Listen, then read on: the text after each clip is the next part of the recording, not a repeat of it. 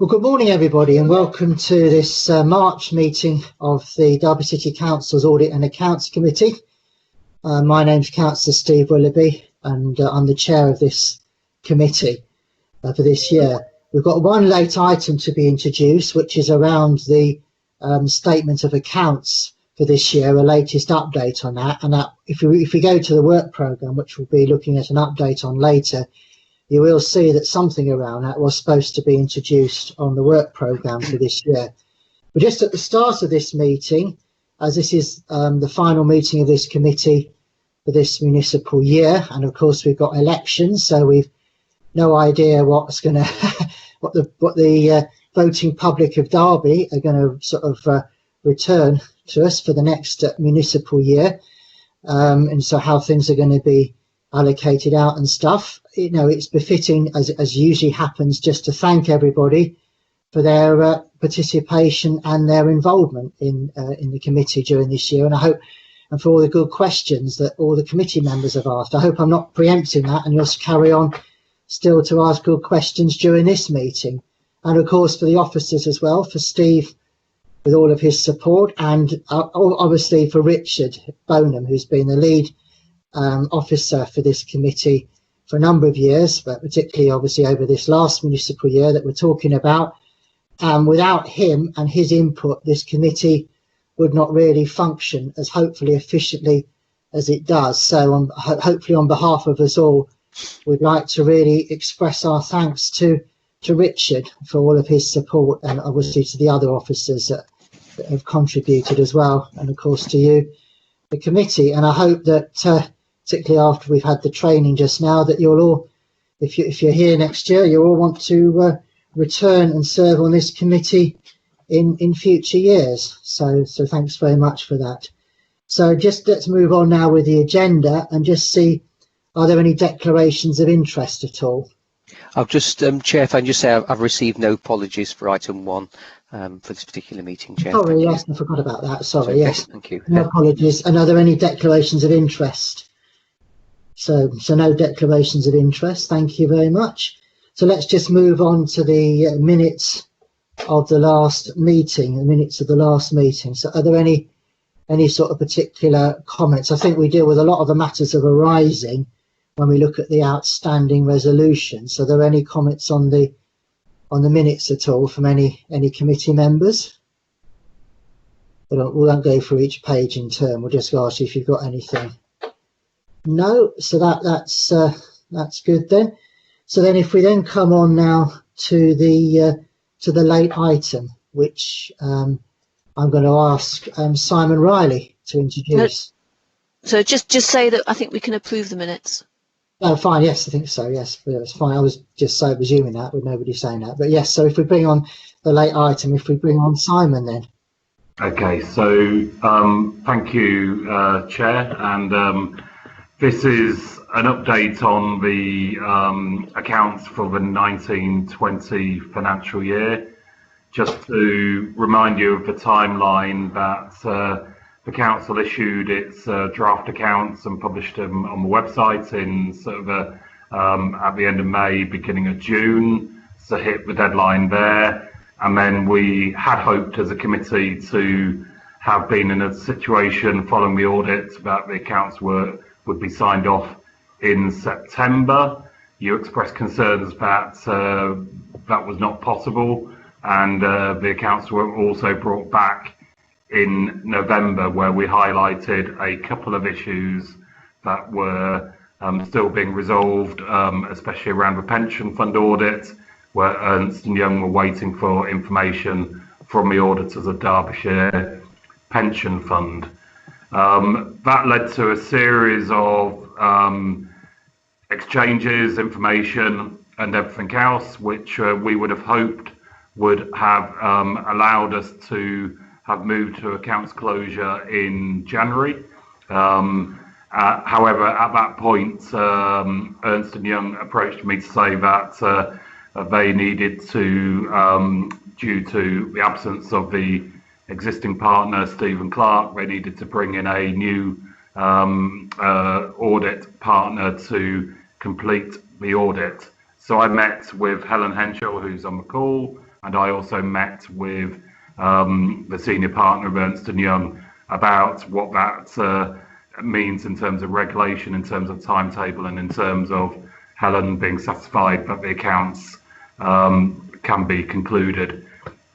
At that point, we were hoping that all the outstanding tasks would be achieved, so the accounts could be published in this financial year. But Ernst & Young said that the nature of some of the assurances they needed to take and to look at the audit file, they would not guarantee that the accounts would be ready for this committee, but they would aim to get them within this financial year, and Helen will update you on that.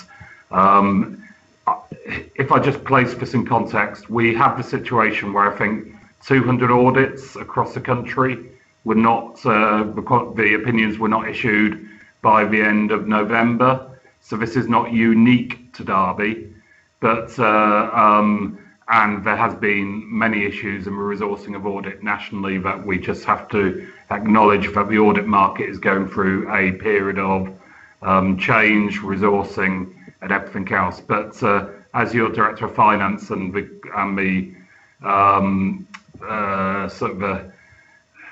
my desire to make sure that we have a set of accounts that can tell the people of Derby the true and fair view, I am very disappointed that we are at the end of March without a formal opinion on our set of accounts for the financial year that ended last March.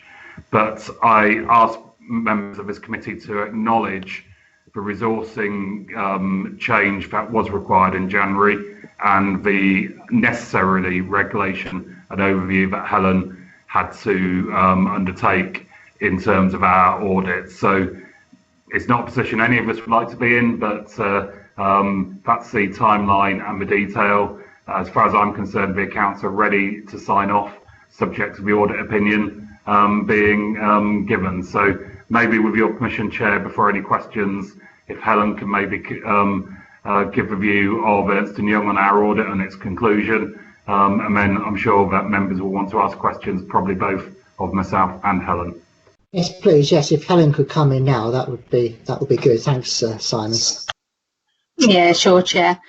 So agree with everything Simon's just outlined. The decision has been taken in Steve's absence. I'm unclear when Steve will return to work. He's still on sick leave. The decision was made for myself to step in as the sign-in partner for the 1920 financial year. And as Simon points out at that time, really the only substantive matter to conclude was the area of the audit of the pensions.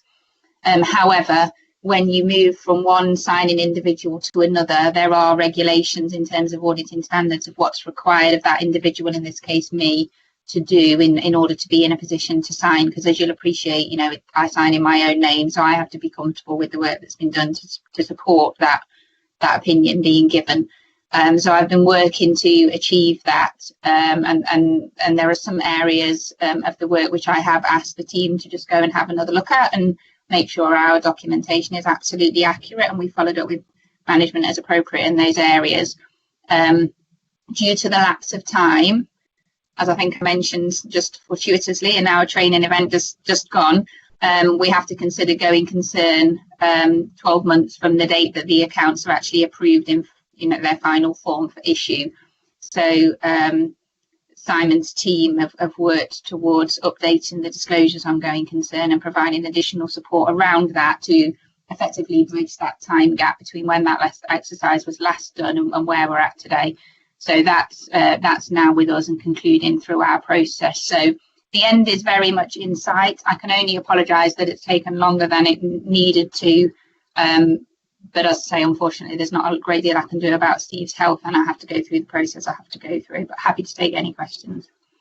Yeah, thank you very much. Update from both of you.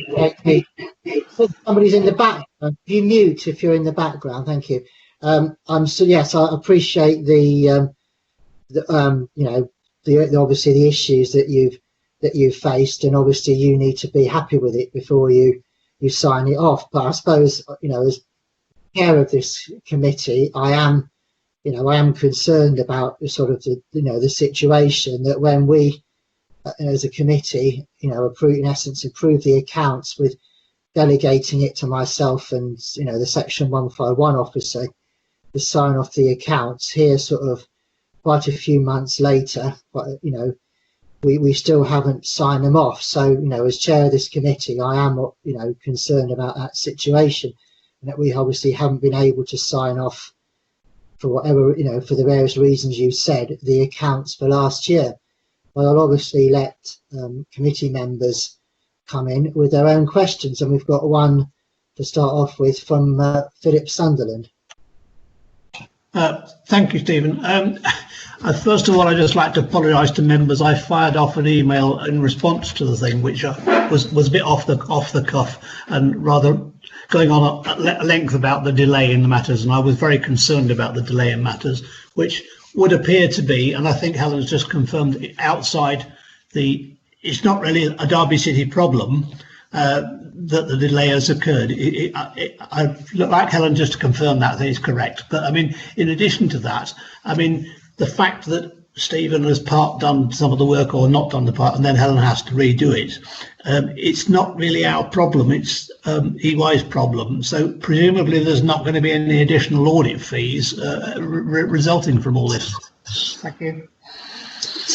Would you like me to take that question, Chair? Yes. So the first part of your question, Philip, in terms of the delays, so the delays that you experienced, before my involvement here in respect of the audit team needed to conclude pensions, assurances, etc. I think even those were outside the control of Derby City Council. To be honest, we can't conclude on the pensions figures until we have the assurances from the auditors of the Derbyshire Fund. So, there is a degree of interreliance in the system, if you like, there one on another. Which this year particularly has caused delays, as Simon alluded to. Nationally, this is not even just a Midlands issue in terms of delays. In respect of, me having to step in Steve's stead effectively, then absolutely not. That would not be a cost that was passed on to the council. That's a cost for Ernst & Young to bear. There would be no suggestion that that's passed on to the council. Okay, thank you. Thanks very much for that. Next question is from Councillor Kerr. Yeah, thank you for the explanation. And the two associated questions. One is relating to the pension audit, and does the industry somehow recognise that there is this hierarchy of audit requirements to be completed? I'm thinking also that, from the Derby City Council perspective, we probably need to ensure that the audit opinion from Derby Homes has been completed before you can complete yours. So there's several bits that need to come together. So does the audit industry prioritise the ones that they know that are most critical, that are on that critical path to completion? So that's the first question, and how that is managed. And second question is, can we at this point anticipate that there may be similar problems in the coming year about completion of audits to enable these to go forward? So the answer to the first question, Councillor, is that, and I can only speak on behalf of Ernst & Young in terms of prioritisation of audits, but the auditors of local government pension schemes do realise that effectively their output is fed into the auditor of every single admitted body, and those admitted body auditors cannot conclude their work until they receive those assurances. So there is that knowledge, across the sector that is the case, and certainly from Ernst & Young's perspective, we would prioritise the delivery of our pension fund audits because of that reliance of others, both other Ernst & Young teams, but also other audit teams from other firms. What I would say is that the extent to which audit opinions have been delayed on 1920 financial statements is not solely due to the late running of pension scheme audits. It would be remiss of me to imply that were the case. There are a significant, I can't give you the actual percentage, but there are a lot of other audits that were delayed for various other reasons other than and including the lateness of pension assurances this year, whether that be because finance teams were under particular pressure and so they were late actually preparing their own accounts, or their own accounts had more errors in them this year than previous years because of the extra pressure teams were under as a result of COVID-19 and remote working and all of that kind of stuff. And there's also the well-publicised matters in respect of just the sustainability of the local audit market, full stop. Are there enough local public sector auditors to do this volume of work? So I think that there's a plethora of issues that have all sort of come to a head in the 19-20 year, if I'm honest with you, which probably then in part answers your next question, which will all this resolve itself for 2021? In my own personal view, that would be no.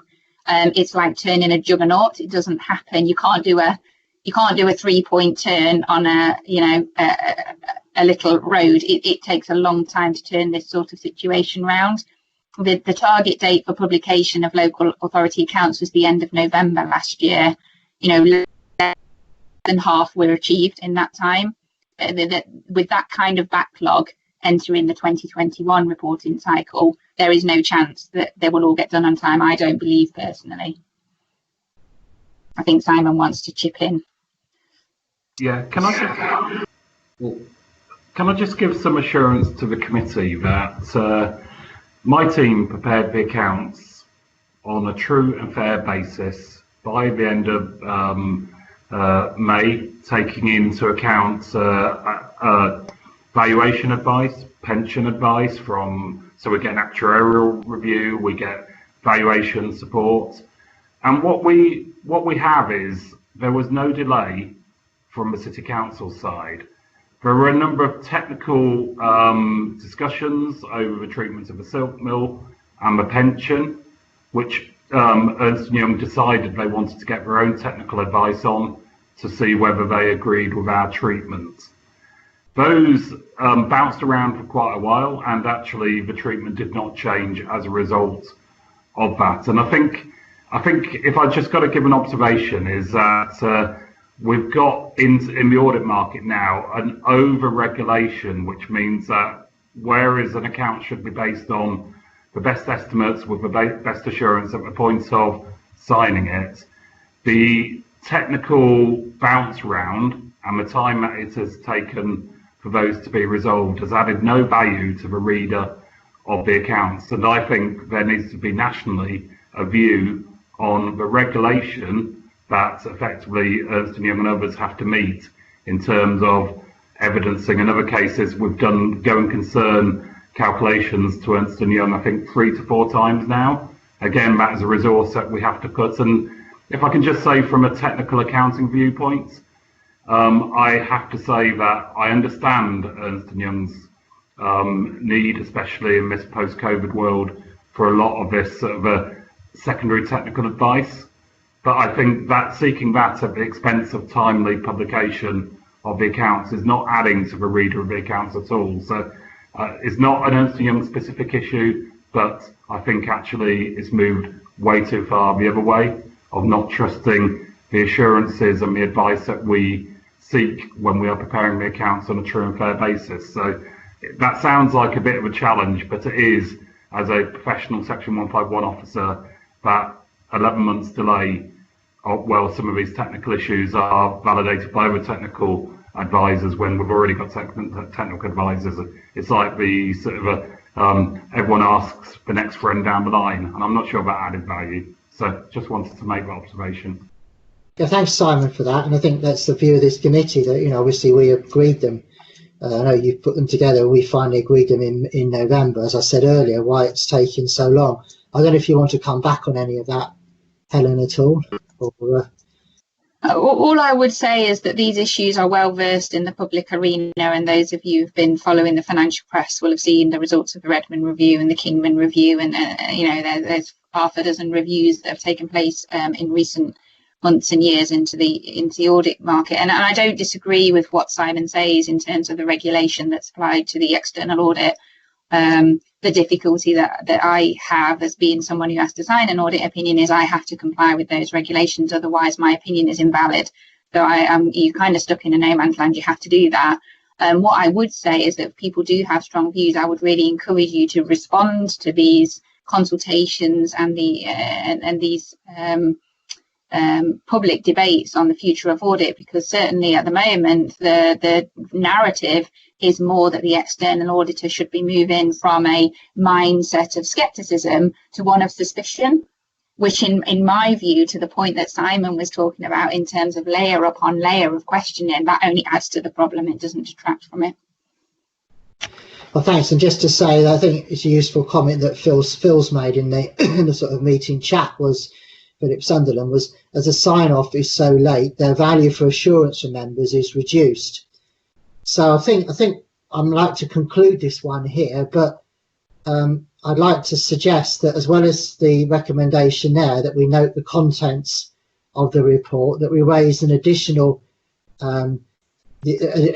recommendation to say that the committee expresses its concern about the length of time that it has taken to sign off the set of accounts, if everybody's okay with that wording. Unless anybody's got any objection for sort of meeting efficiency, I don't propose to sort of take a vote on that, unless anybody's got any objection to that. And I think, do you want to comment on this thing, Councillor Kerr? Is it quick? Because I'm hoping to move up. I think we've discussed. I was just thinking that maybe we should go beyond what you've suggested and pick up Helen's point that we should tell somebody else, and I'm not quite sure whether it would be SIPFA or the government or somebody, that Philip's point about the timeliness of sign-off is actually important, as well as the detail behind it, because right. And whether there is, whether we could ask you, Chair, with input from other people, to write to whoever on this matter on behalf of the committee. Yeah, that's fine. I'm fine with that. And Philip wants to come in as well. Yeah, Philip. Stephen, I mean, the point I made in my rather quick response when I got the report was that perhaps that's exactly what we should be doing. We should be writing to whoever we can think of. I mean, PSAA, for instance, although their ability to do anything about it is either limited or zero, or certainly the National Audit Office. I mean, the head of the National Audit Office used to be a senior person at the Audit Commission. Indeed, he took over my job in London when I left London many years ago. But he's gone far beyond my abilities now. So I think we ought to be writing to whoever we can think of. And I don't know what Simon thinks about that, but certainly the NAO would have a part to play in the wider context of what happens to audit in the future, not just in the local authority, but in the health sector as well. Simon, do you want to comment on that at all, and maybe some advice on who we could write to? Obviously, PSSA are the commissioners of audit, and we brought into that agreement. So Tony Crawley, who's the head of PSSA, the chair does have the opportunity to go to PSSA liaison groups where these concerns are shared. Helen mentioned things like the Redmond Review, and there's been 15 million more for the audit market and spend announced. I think it was in the December budget. So I think the best way is for Stephen to make his representations to PSSA. And Helen has also quite helpfully said that she can do that as our contracted auditor. And between us, we can just state that I suppose it's our concern, and our concern isn't necessarily about an audit firm to us. It's about the whole solidity and future of local sector audit. So Helen has just said in the chat, sorry, I meant that if it were me, I'd write to. I can't write on your behalf. Yes, we understand that. So a representation could be made from Ernst & Young, and I could send a representation from the council with both my name and the chair's name to PSSA. I would suggest that is probably the course of action we should do. Yeah, fine, thank you. So yeah, I think what we can say is to recommend is, and thanks for all your help there, is, and just to say that I've been along when I've met Tony Crawley, myself and the vice chair, and you yourself have at various occasions been to a local audit quality forum. The last one of which was actually a sort of presentation on this Redmond review, and we had quite a robust discussion, I remember, after that. And of course, Richard's presented us updates on the Redmond review to, at previous meetings of this committee. You can go back and look in the various agendas for that to look at some more details on that if you need to. So just to say, this recommendation is, as well as is 2.2 to say, to express the committee's concern at the late approval of the accounts, and then to authorise the chair and the Section 151 officer to write to the PSAA and the NAO to raise our concerns. Does that sound all right to everybody? Any objections to that, or any slight changes or anything? Otherwise, thank you very much, and we'll move on to the next item, which is myself, and it's to go through some of the outstanding resolutions. Now, as requested at the last meeting, myself and the Vice Chair have been through these, along with Richard Bonham, to actually remove anything that had actually been completed. But I mean, we do have an audit trail here, so you can go back and look at previous agendas to see what's actually been what was actually on previous agendas. So these are just now in here, the outstanding items. So the first one we'll take is just 1 and 2 together. I think we have to leave that one before pending discussions and stuff with the county. I know that the head of democracy and the monitoring officer have met with their equivalents at the county, Derbyshire County Council, and I know that they're actively managing this from our perspective in terms of this council's perspective. The next one there is item 3, and I've had discussions with Simon Riley about this, and we're in the process of setting up a meeting between myself and the Vice Chair and him, and he's going to bring people in from the people who've issued this report on the assembly rooms to give us an update that we can report on at future meetings. Unfortunately, we didn't hold that prior to the March meetings, but I think, Simon, you apologised to me that had fallen within in the cracks when we had a conversation about these. So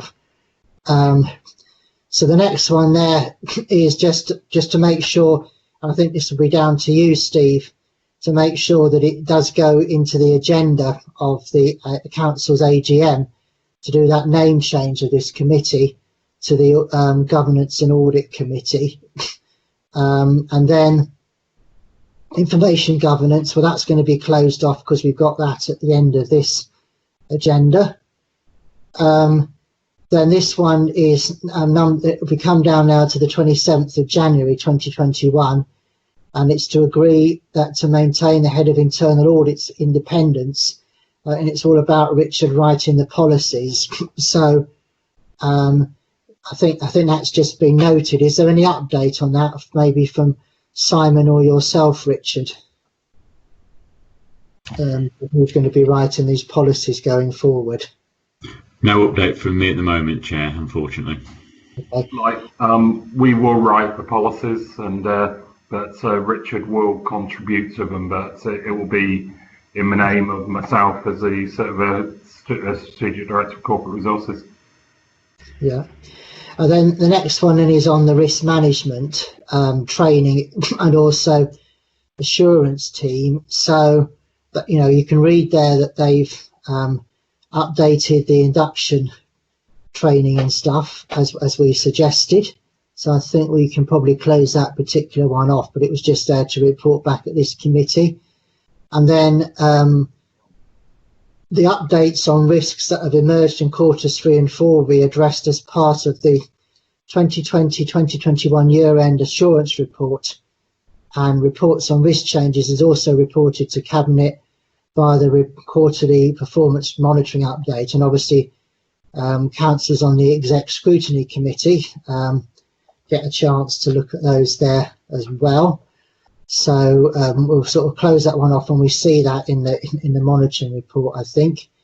The next one then is on the Engineering Handbook, and I think this is probably the most appropriate now, is particularly during probably the purdah period that's going to happen from tomorrow night with the elections coming up, that Richard's going to prepare a draft handbook that will be available for next year's committee members and will be used as part of the induction, because presumably there's going to be some Friday. Yes, thanks, Joanna. It was I don't know if it's the morning or the evening, but anyway, there's going to be a purdah period now.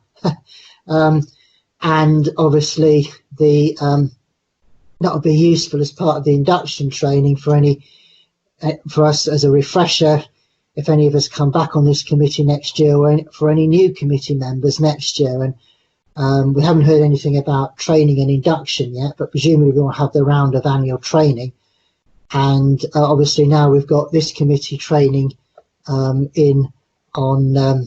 part of that now, to train people for audit. So that can sort of flow out of that one, I think.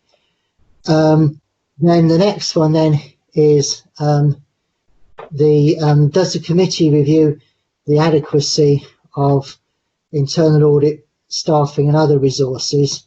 So there's going to be a report at the next meeting from the Section 15 officer where that will be recovered. So obviously we need to make sure that that is on the agenda for the next committee, and it isn't lost in the cracks of any possible changeover that might happen.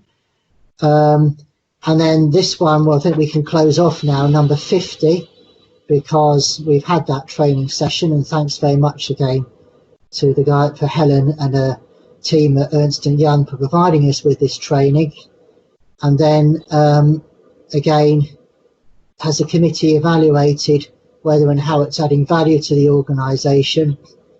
And it's all about us understanding the role and remit, and that's being developed as part of the knowledge and skills exercise, and will no doubt presumably be in that handbook as well, Richard. So those are the resolutions. Anybody at this point got any comments on the resolutions at all? Otherwise, I'm just going to move on just to review our sort of work programme. Chair, it's Lucy. It's not specifically related to these, but from the comments about the change of the cycle and so on, making me think that it's useful for groups to be reminded of the sorts of skills and interests that are useful for members of the audit committee, and whether there's anything that's maybe within the audit handbook that could be highlighted on that, just so that we get a really good team this year, next year as this year. Yeah, well, we've had a good team this year. Thank you. Yeah. Anyway, so thanks very much, and I'm sure Richard can make a note of that. So the final one then is, if we go to the appendix to this one, which is our work programme, and I'd like to always do like a sort of feedback on what we've done this year. Have we met our objectives? And everything that we've done has been greyed out, or we covered, and obviously items that we haven't covered are still in bold and in black type, obviously. Now, obviously, all the stuff for this meeting is still in black type because we've still got to cover that, and indeed, we're going to be covering all of those at this meeting. But the only items that we haven't had is one item that was on that meeting that's been omitted from this one, was about to get an overview from the auditors from an external audit plan, which is not there. We haven't had anything on the local code of corporate governance review, and neither have we had those policies which are due for an update to be presented to this meeting. So those are the only items that are on our original work programme that we haven't actually covered. So I think, if some comment from yourself, Richard, or Simon, as to why we haven't covered those, and then maybe from Helen will bring in on why we haven't done some of the external audit stuff. And I suppose the audit plan is obvious that we haven't sort of closed off last year's one yet, but if you can clarify on any of that, Simon, please. Obviously, in a normal world, we would like to have achieved everything on the work plan. If I was to look at, say, some of the corporate fraud policies we are trying to update. Our fraud team has been gaining assurance on the local authority probably having distributed 100 million of business grants out there, and there is purely just for capacity sometimes of people finding the headspace and the time to review the policies. So it's I suppose a slight apology from me that we've had to prioritise a different work plan than we anticipated when it was set last May because of COVID, and we will bring it back to the committee as soon as possible. Right, thank you. So I presume that can be read across, I presume Steve and Richard, you deal with this, we can make sure that's read across into next year's work programme somewhere, and when it's likely to happen can be in discussion with Simon over when that's going to happen. So are there any further comments from any committee members on that at all? Okay, thank you. So we'll just note that item then, and then if we move on to item 6, which is you, Richard, which is the internal audit progress report. Thank you. Thank you very much, Chair. Just having trouble with the video. It won't. That's better. Yes, the progress report. This is updating the committee from the report I brought to you at the January meeting. Things haven't moved on as much as I would have wanted them to, and that's clear, as you can see from some of the tables in there. However, this was at a point at the beginning of March. Things have moved on a lot more since then, but I haven't got up-to-date details, so I won't get those until the end of March. But what I can point out to you is one of the concerns that you've had as a committee in the past is the one of the brought forward audits, the fixed assets 2018-19. We have just issued the final report on that one, so that's no longer a draft report stage. I can also pick up on some of the other audits I know are progressing well in the 2021 jobs. Prepaid cards, for example, which is under people's services, that's moved forward down. Now that's a draft report stage. So there's quite a few things that are moving forward. We've not issued as many as we would want to have done, as you can see from the table on page 7, that there's only 5 audits have been issued. There's nothing of those audits that I would want to bring to committee's attention. The main things there is a couple of the audits have moved on since we started doing those audits, and the that's the A52 scheme follow-up and the RAM Energy one. Both of those now are being treated as lessons learned from the audit work that was done. So they're not true audits as such. They're more being built into how people are taking things forward with lessons learned. From a point of view of recommendations, again, things are progressing with recommendations. As we've spoken in the past, it's more difficult in a COVID situation to get all of the recommendations moving on as much as people would like, because there are hold-ups where people are reliant on third parties to get things done. I can report that we've lost one of the significant recommendations, which was on homeschool transport, but gained 2 more on the bus station. There's nothing that I really want to draw out to members on the significant risk recommendations. The first one on the coroner service we've picked up anyway under outstanding resolutions, and is something that the head of democracy is keeping the committee updated on. The other key one there is the bereavement services one, where you had the head of service came to the January meeting to give you an update on all of that, which the committee was satisfied with how that was going. The 2 new ones that have come on for significant risk recommendations around the bus station. Nothing to alarm at the moment, because there's a revised action date of the 31st of March of this year. So until we've passed that date, we'll then check on whether these have been implemented or where they are with those. So that will come back to the June meeting if nothing's happened. If they've been implemented, then again that will drop off the report. The only other thing I just wanted to bring your attention to is we have one risk accepted issue around agency spend and contract monitoring, which we've looked at with the manager, and we're happy that it can be treated as risk accepted. But we've always said that we will bring any new items where we've made recommendations that became risk accepted back to committee. So that's all I really wanted to say on that, Chair. Yeah, thanks very much, Richard. Any comments or questions from members of the committee on that at all? I think Councillor Kerr.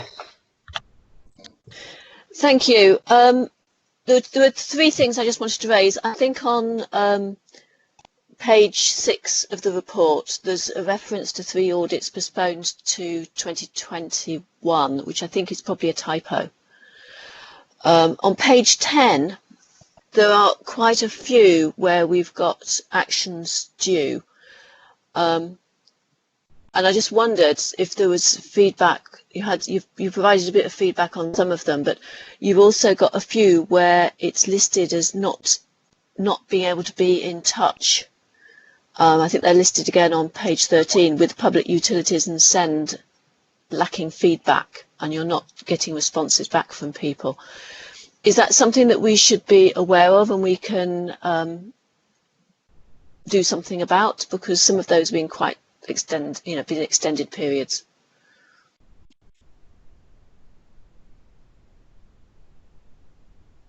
You're on mute, Richard, by the way. We can't hear you.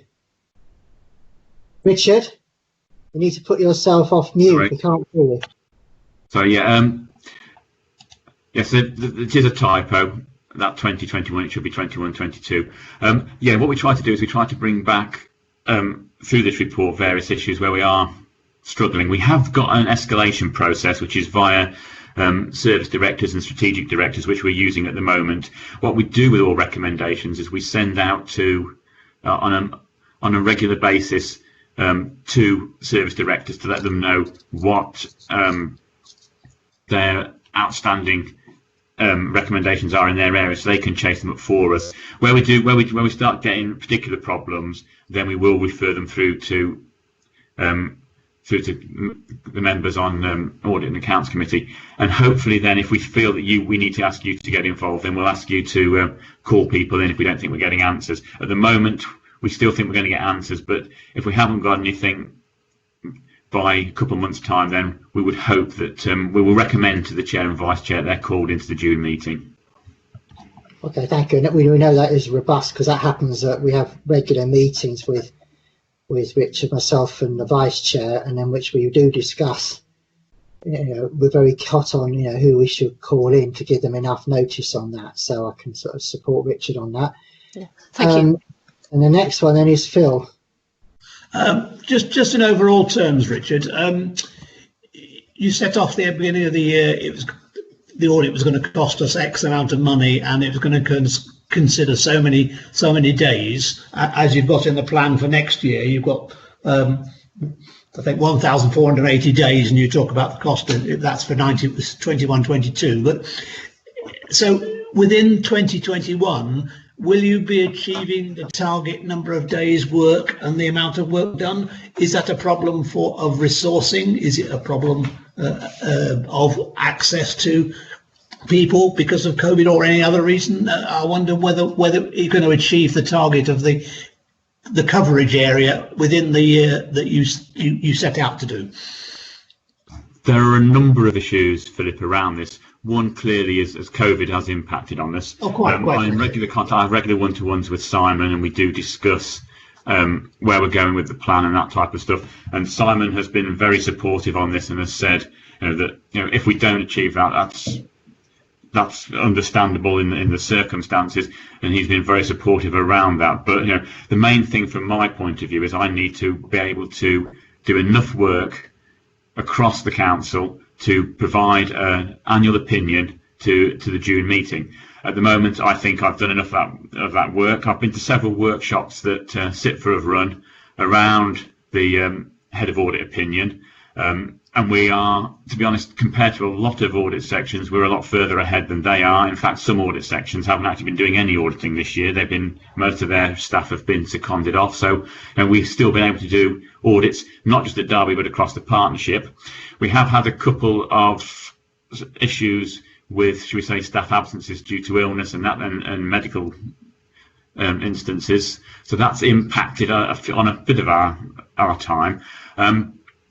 what we tend to find as well, when you talk about the 1,480 days, I mean, we try to achieve that. It's not always achievable on.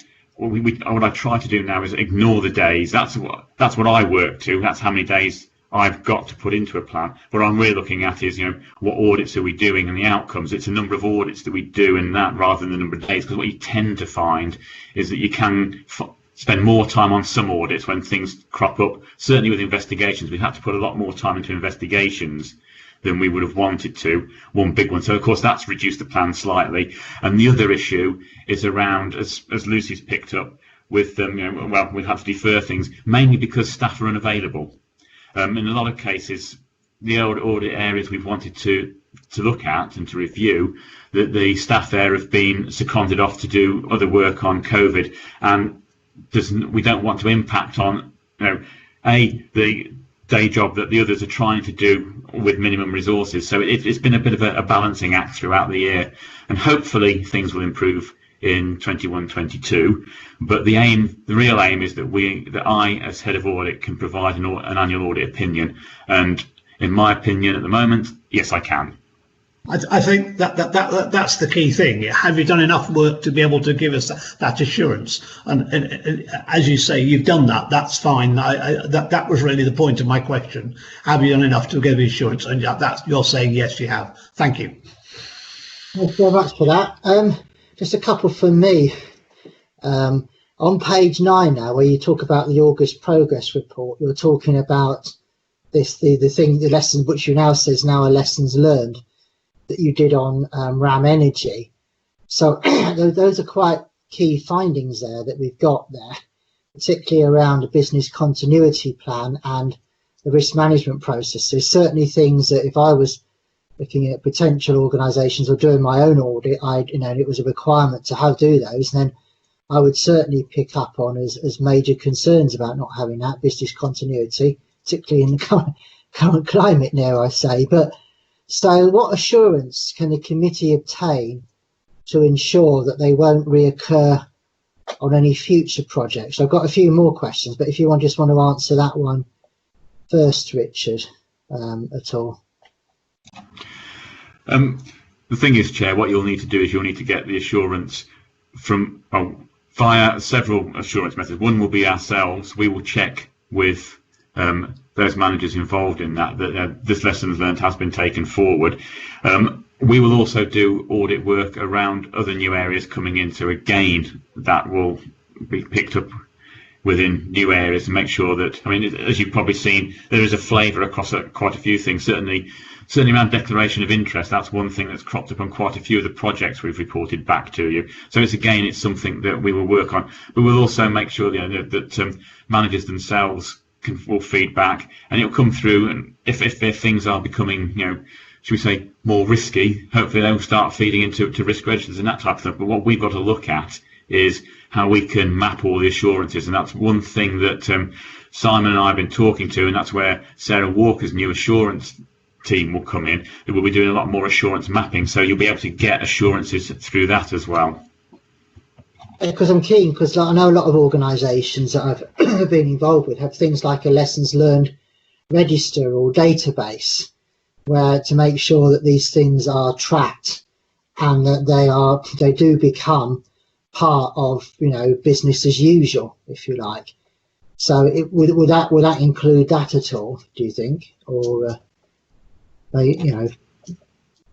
It's something that I would need to speak to managers, and what I'll do is I'll have a one-to-one with Simon tomorrow. It's one of the things I'll raise with Simon tomorrow and get Simon's opinion on it as well, and we'll see where we go with it, Chair.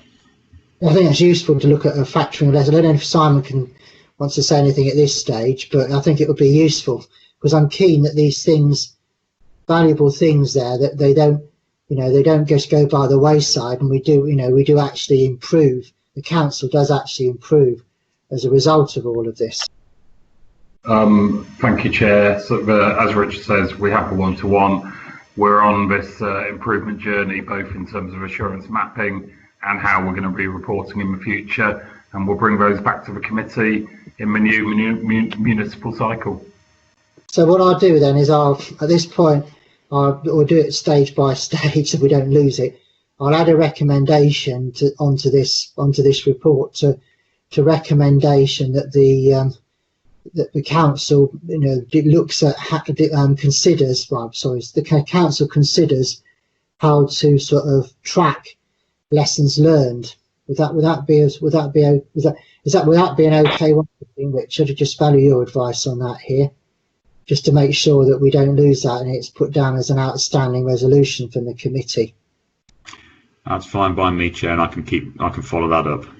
Brilliant, thank you. So, if nobody has any objections to that recommendation, then we'll just take that one as read. So the other one I'm interested in, you highlight, and I think Councillor Kerr brought this out as well, is why particularly if we go on to the next page, which is page 10, on the SEND action plan, I think you say later on in the report that you haven't been able to ascertain any progress on these. Now that it's a key issue of the council, and why have you not been able to get any progress on those? Because that comes out also, of course, on page 13, where you say you haven't received any response to those ones. Yeah, it's as I said earlier, it's been difficult in a time of the COVID pandemic to get everybody to engage. One of the things we're trying to do, of course, is everything by email. It's not as simple as just, we've sent out emails, we look for responses. Sometimes we get them, sometimes we don't, and that's one thing we have got to improve on, and it's something that the Chief Executive and Simon have both said it's something that they want me to look at in more detail, is how we do this escalation process, and not to make sure that things are more timely and not for things to drag. So that's something that we are building into our processes anyway, but we are very reliant on information being sent through to us from the departments to prove that, where they have implemented recommendations, they say they've implemented recommendations, we're not going to take the word for it. We want to see evidence of that, and so that slows the process down as well. But in a few cases we just don't get responses to things, and we do escalate it up to director and strategic director level. So we hope that escalation works. It doesn't always.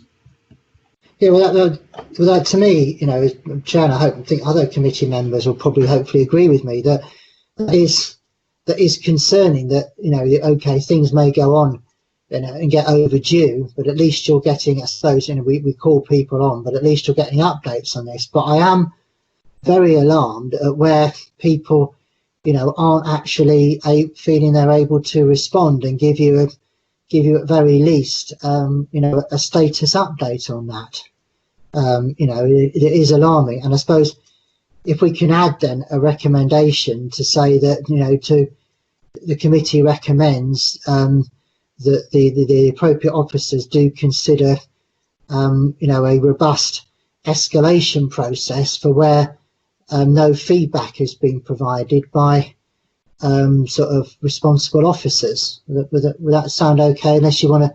Does that wording sound okay to you? Does anybody else want to sort of slightly recommend something different, amend that, or does that sound, give us your advice on that at all, Richard? I think Councillor Kerr's got some thoughts on that. I think it's the tweaking of the wording, please, Chair, because there is a process. It's just whether have we been running this process, which is, I think, relatively new. I think it came in earlier this year. Do we need to review it to ensure that it's robust enough and actually delivering the outcomes that we want? Is it too early to do that? Richard or Simon, any comments at all on that? We've had an escalation process for a number of years. I mean, we do review it. It's not been the most perfect, but we do. I think a review of it would be useful, and that's perhaps something else that I can pick up with Simon and get some advice from Simon on this with our one-to-ones on what his views are on it. I think just to clarify what I said earlier, there is an escalation process, and that's what we see reported in here. And I think the immediate concern is where people aren't actually responding to you through that escalation process. And I suppose we could say as a recommendation to review the escalation process in the light of the sort of COVID-19 ongoing working relationships and with particular consideration for where there is no responses being received. Does that sound? Is everybody okay with that? I think people. I think ultimately, Chair, if I can,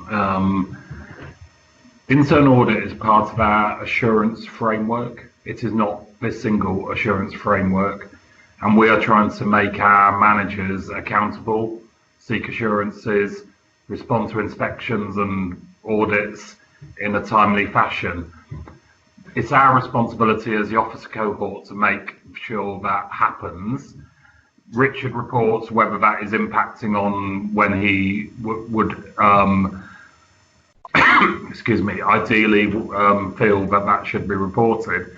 He's got a mechanism through you and the Vice Chair where you will monitor the audit progress report and highlight those areas that he is concerned of, and he can do that in his own right in addition to in meetings with me. So I do think the escalation process is there, but I think, if I've got to be honest, we've got to recognise that this year, in terms of people being redeployed, seconded, other pressures, and our own audit team working remote, that we've done really well to sort of get the engagement and responses that we have. And I think personally the quality of the responses is getting better as well, as opposed to just agreed, which I think as auditors you should not necessarily just accept and agreed to an audit recommendation as being good, because sometimes it does indicate that people have not really considered the full assurance implication of what they are signing up to. So I think it has improved and the escalation process is already there. Well, of course, yeah, okay, but I think it's where, on that particular instance, where he's not on the SEND one, where he's not getting any response then. So I suppose it's looking at your advice. Okay, we'll ditch the recommendation for now, but it's looking at your advice on, what teeth there are to sort of where people, I suppose we can bring them along to the committee. So I suppose what we could say is if we still go and get a response by the next committee, we bring we invite the relevant officers along to this committee to say why. That's probably a better. And the audit team are developing a business partner approach, which is very much, there'll be a lot more understanding not embedded in terms of compromise of assurance, but understanding what is happening in the department, having regular relationship management meetings. So I think a lot of what Richard is introducing in his team is going to make this happen by default rather than by bloodhound stick. No, it's fine. No, it's fine with that. It was just where we're sort of formulating stuff. That's the job of a committee. So yeah, so brilliant. So the only additional recommendation on that one is the one I suggested earlier about the lessons learned stuff. Right. Okay. So we come on now to the next one, which is item 7, which is you again, Richard, which is the internal audit plan. So if you want to sort of introduce that one, Richard. Yes, thank you very much, Chair. Yeah, moving on from the progress report to the audit plan. One of the things I will say now is there will be, coming into the first quarter of 21-22, will be those audits that we haven't got around to finishing yet in 2021. So that's one of the key areas that we have to pick up on at the very beginning of the year.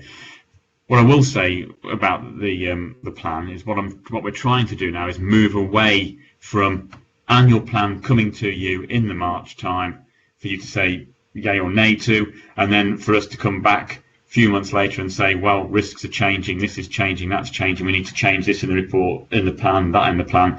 So the aim is now to move to quarterly planning, more on a 12-month rolling basis, really. So each quarter we will bring to you the audit plan for the next quarter.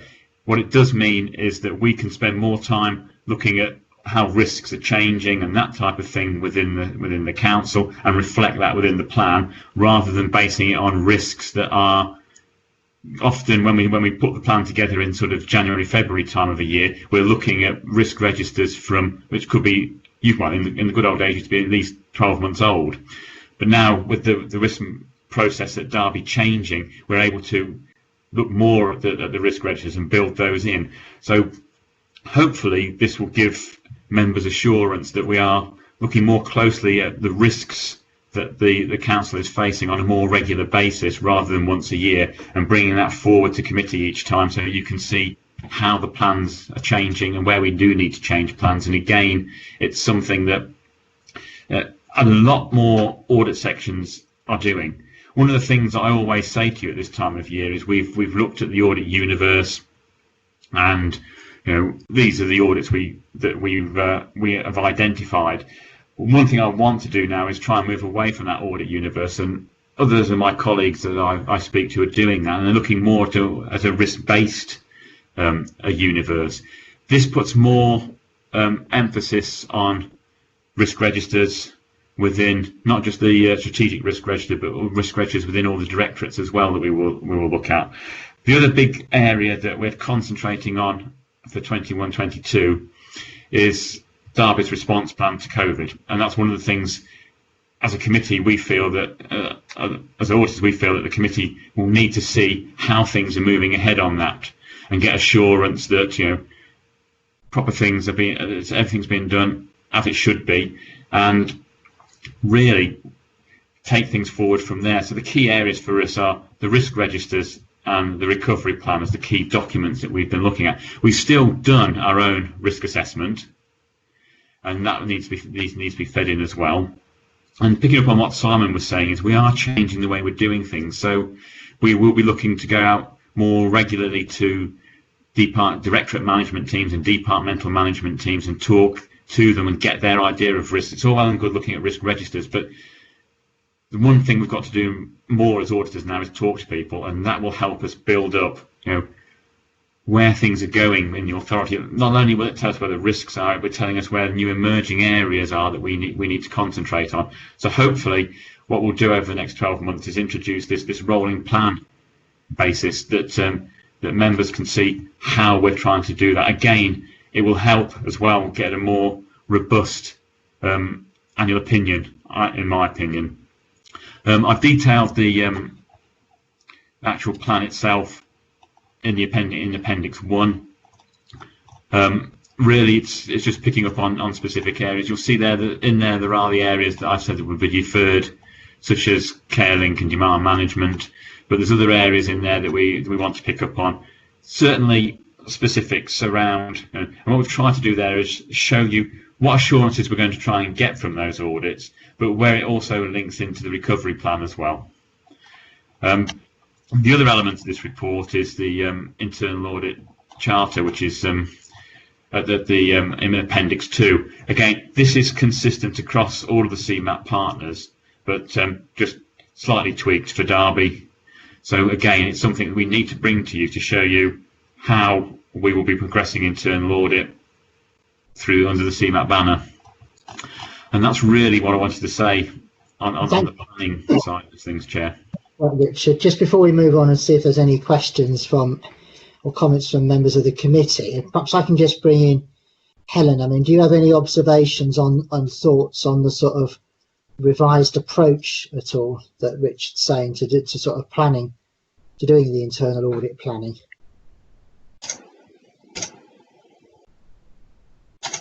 Sorry, Chair, was that a question to me, Helen Henshaw? Sorry, Helen Henshaw, yeah, thanks. Yes, it was. Sorry, it's an unusual question to ask of the external auditors. I was just checking it was me that you were asking.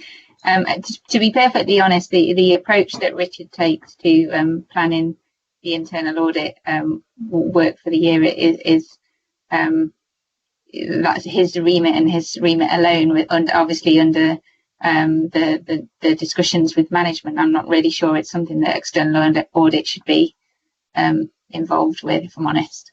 Yeah, thanks, because that was Phil. I think Phil put that in the comments. I don't know if that was anything further you wanted to dig on that, Phil, or is that an okay answer? I think she's basically not really. It was perhaps a little mischievous of me because I suspected that was going to be her answer, but sorry, Helen. Well, at least I didn't disappoint. Answer, should have made you ask it rather than me being embarrassed and asking it, shouldn't I? Anyway, you should have done, really.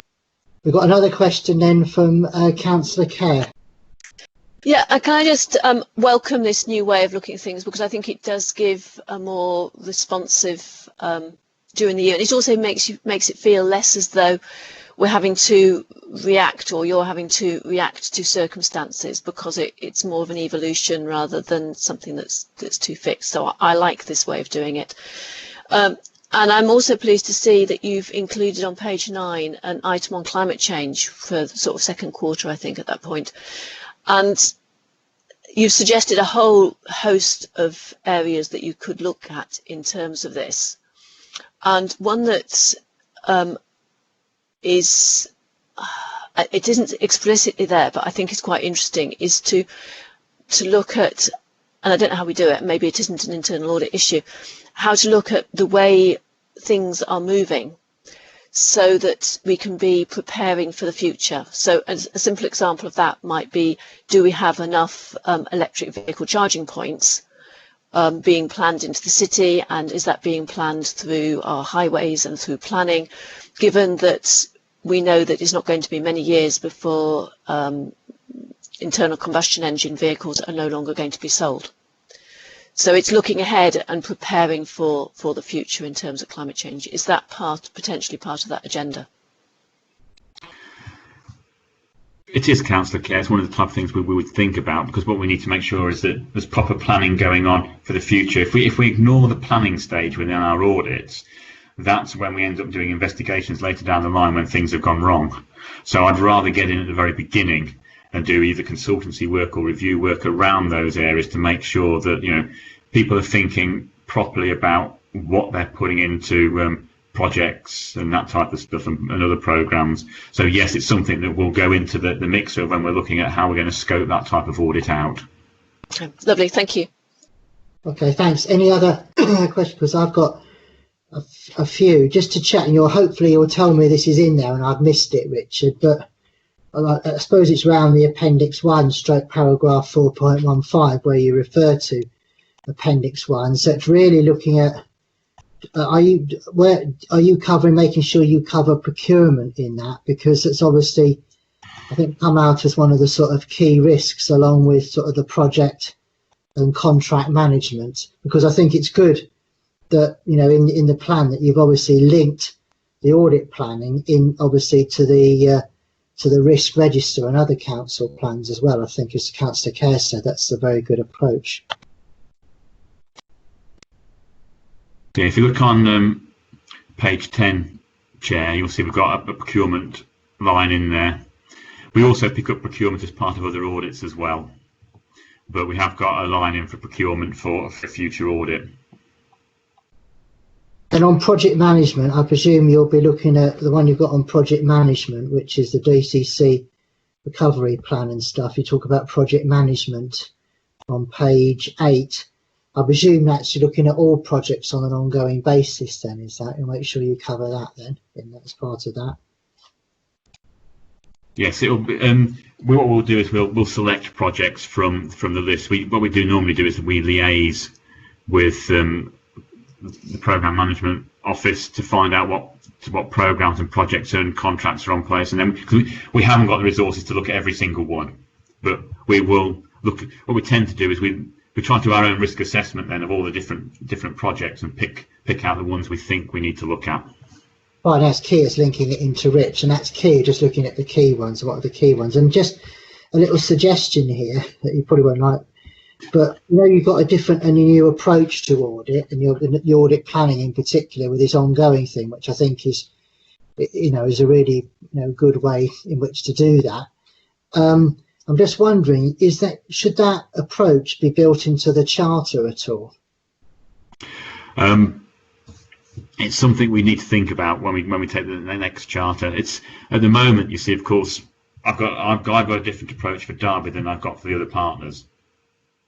And it's something that we'll need to take through the CMAP board and the CMAP operational group if we're going to change the whole charter. But certainly one of the things that I'd agreed with Simon's Section 151 officer was to look at the way we do. I mean, we're looking at the way we do a lot of things with audit at Derby, and we're doing quite a few trials in other areas as well.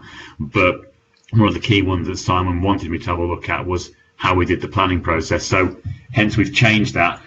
I'm really intrigued to see how it works. I've not used the rolling plan before, but a lot of my colleagues in other audit partnerships and audit teams are starting to adopt this as well, so it'd be useful.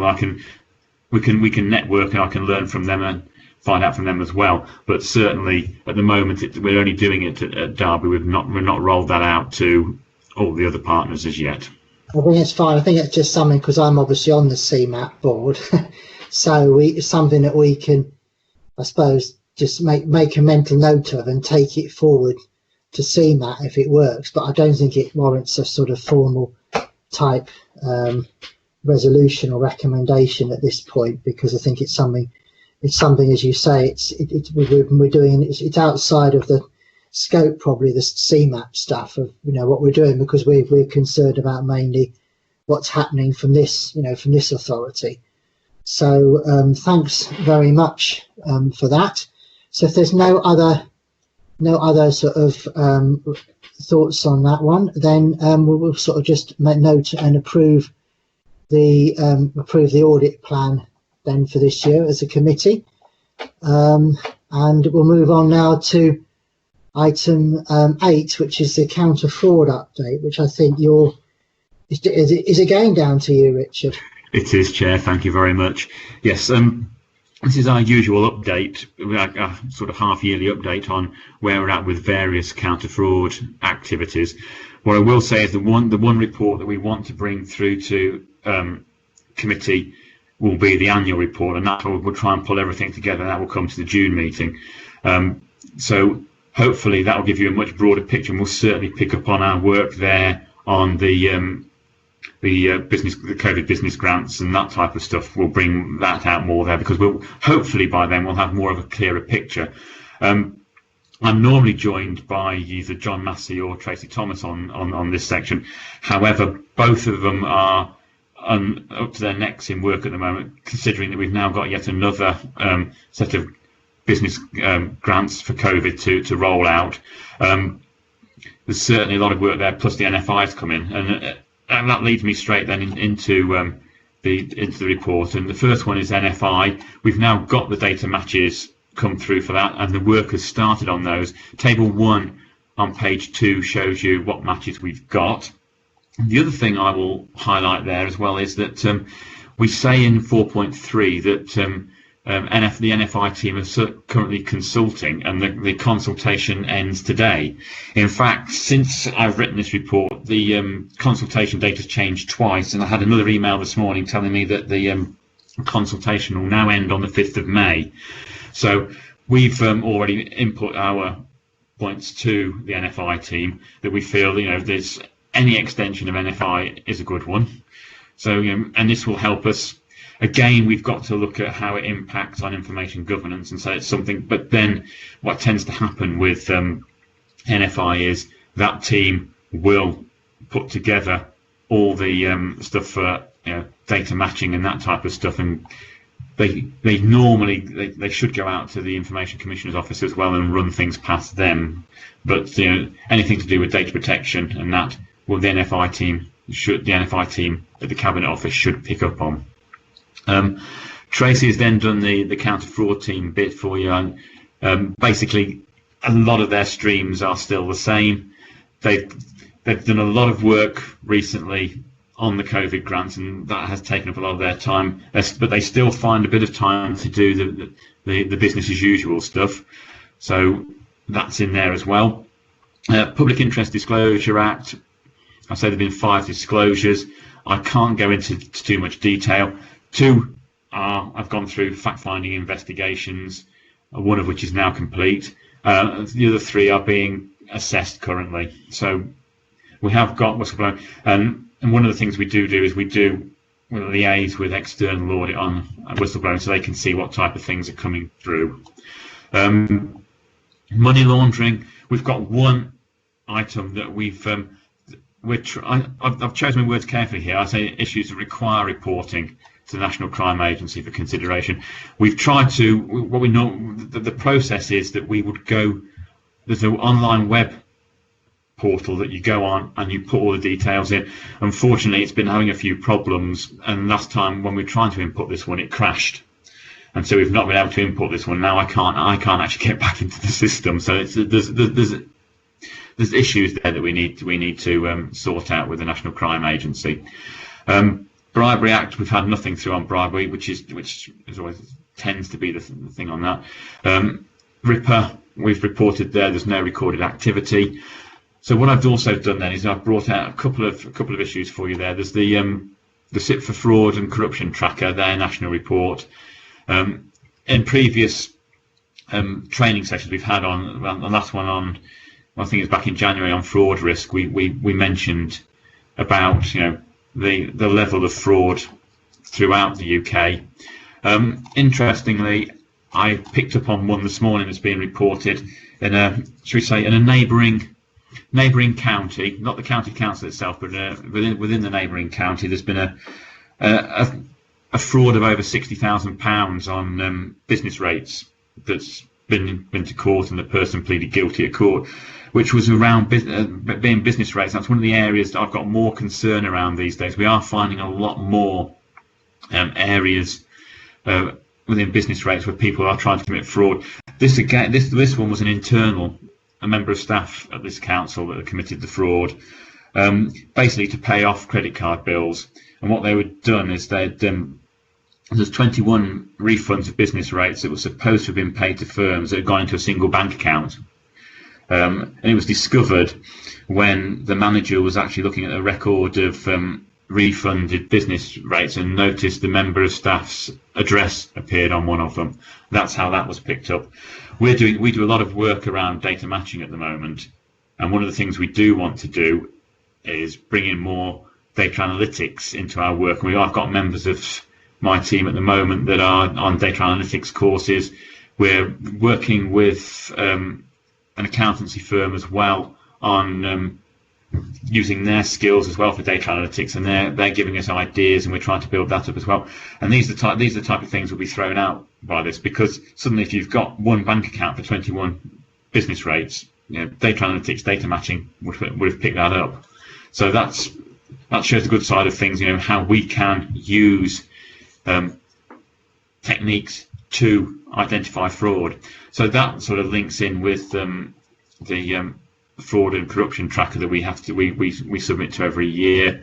The other one is the National Audit Office have done a publication on good practice guidance on fraud and error, which is perhaps something that we can have a look at and see what we can learn from that, and whether we can build anything into how we approach fraud and error. That's all I've really got to say again on that one, Chair. Thanks very much, Richard. So I've got a number of questions here from committee members. So if I bring in Councillor Kerr first. I haven't asked yet. I think Philip's first. You had. Okay, sorry. Please, I thought that was the previous item. Oh, sorry. Yes, it's my mistake. Sorry, Philip. Is your question then? Sorry, my question was about what Richard had just asked about, the fraud on business rates and it is in the public domain, because the lady was in court last week. It was actually Bassett Law District Council. So I mean, it's not a secret. So I don't think we need to worry about that. My concern was, what are we doing about that? Is there an issue here? Is there an issue for the city council? So and Richardson in a sense answered that. Another question just springs to mind. One of the biggest checks on fraud is has everybody taken their leave? I don't know if you ever do any reviews of whether people have taken their amount of leave that they should take. It's inevitably a question I've found in my experience, that if people don't take leave, there's some good reason for why they haven't taken leave, because they're hiding something. I was wondering if you've ever done that sort of check. Thank you. I totally agree with you on that one, Philip. I mean, we had a major fraud many years ago. It shows how long I've been at the City Council, which was around, you know, it was discovered when the person finally did go off on leave. But they weren't taking. They were only taking 1 or 2 days off every now and then because they needed to be in all the time to cover the tracks. So one of the things was they were off on leave, and one of their staff actually spotted what was going on and raised it with me at another meeting that I was having with them. And so, it is a key area, and it's something that we want to use data analytics on, and it's something that certainly around the HR area we want to sort of see how we can use data analytics. And I know the accounting firm I'm working with at the moment do a lot around human resources and that type of thing, and it is one of the areas that they do look at. So again, it is something we're going to build into future. It's not something we've looked at in a great deal in the past, Philip, but it's something we want to look at in the future. It just seems a very simple way, a simple check just to see if there's anything comes up there. It's reasonably straightforward, I would have thought, to do. Anyway, thank you. Okay, thanks very much for that. Next question then is Councillor West. Thanks, Chair. Richard, I suppose it follows on quite well from Philip's question. And whilst I'm not trying to point any fingers at all at any of our staff, a meeting that I was at yesterday suggested that some of the IT team, for example, have been redeployed over to sort of dealing with business grants, for example. And I just wondered what sort of contingency there was, or what sort of safety measures there were in place for when we have a situation like COVID, where these things happen and people get sort of redeployed here, there and everywhere without perhaps the proper training or checks made or any of those things. I don't expect a full and detailed answer, and I don't expect something to be written in, for the next time we have a worldwide pandemic, but just wondering if there is anything in place. One of the things we're looking at, Councillor West, is the impact of COVID on various things. We've got a number of audits ongoing at the moment where we're looking, assessing how COVID has impacted on that. IT is not one of them, but there are, what one would expect is that the managers involved, where people are coming in to those areas, will have sufficient controls in place, will have looked at what they need to do, and hopefully will have had some sort of induction around when they're bringing in some new staff that are being seconded across to them. What we would hope is that the controls are there, the controls are working. So if anyone did think they could perhaps move into an area and commit a fraud, that the controls would highlight it, either prevent it or at least highlight it up to a manager that was happening, and therefore it could be taken from there. Thanks, Richard. Well, thanks for that. And finally, she's put in a question now. It's Councillor Kerr. Thank you. And I have two. One is very factual. On paragraph 4.8 on page 3, there's reference to children missing from education. And I just wondered what the fraud risk was associated with children missing from education. That's a good question, Councillor Kerr, and it's not something that I've looked at, but I'm trying to do some fraud risk assessments at the moment to build into things. So we were looking at, but clearly it's an issue for Tracy's team that they are being required to look at that. But I mean, I'm not quite sure where it sits on the fraud risk scale. But I mean, as a local authority, we have a duty to educate. So that's my understanding of why that's probably being looked at by Tracy's team. Could I just make a suggestion there? I think one of the reasons is, Lucy, to answer your question, is that some people are claiming financial support for children who have notionally gone into school, but they've turned up for a few weeks and then disappeared again. Now, sometimes they've gone back to another country somewhere away, and they are continuing to receive social services. It may not be an implication for the council's financial part, but it might be something wider. So it might be something to do with that. And obviously, if people aren't in education, should have been in schools, but aren't in schools, the school's getting money for that child that shouldn't be getting. Anyway, that's just a thought.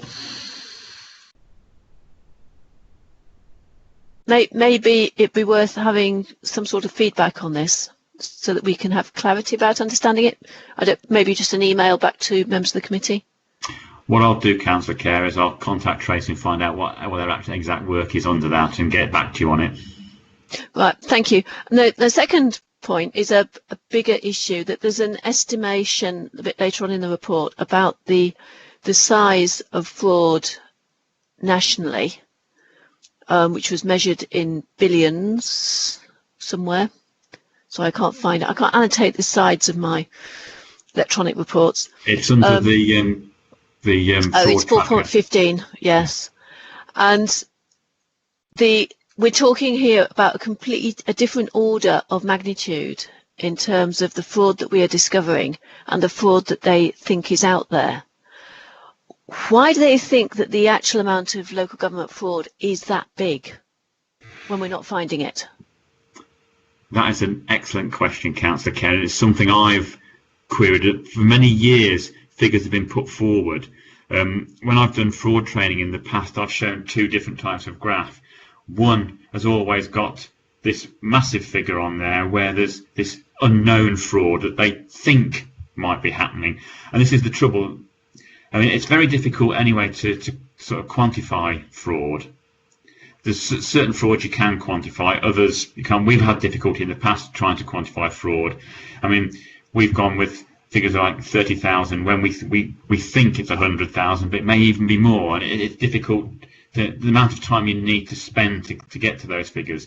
But what I have found is there are a number of organisations now that are putting forward figures for fraud, and where they get them all from I don't know. In a lot of cases they're extrapolating certain figures up and saying, well, if this is the case for this amount of frauds, if we look at across the whole country, it could be as big as this much.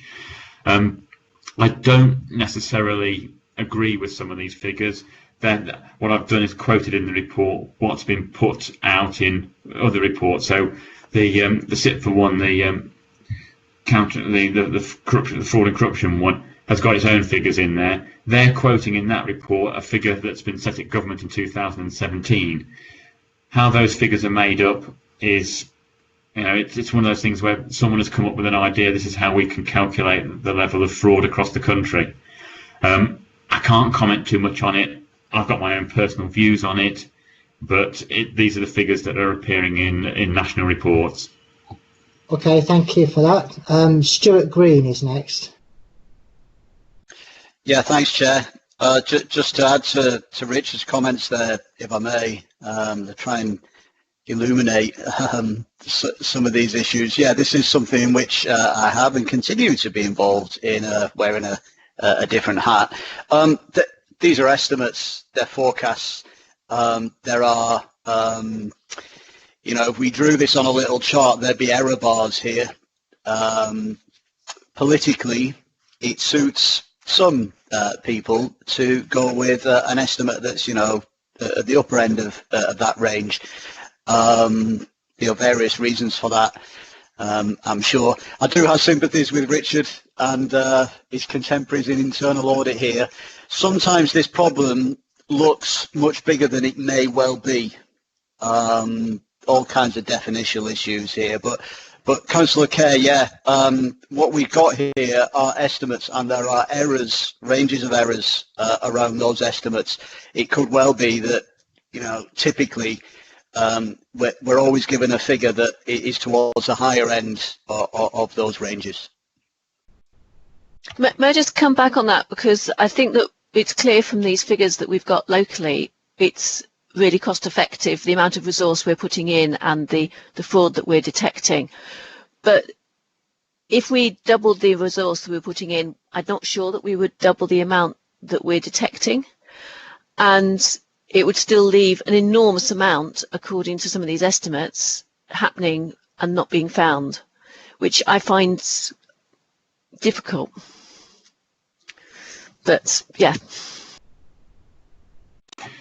If I can come in, Chair, it's also different areas have got different fraud risks, and if you go down to London, the fraud in London historically has always been higher. I mean, many years ago they started the London team against fraud. And that was because of the nature of London. There's so much cross-boundary fraud going on.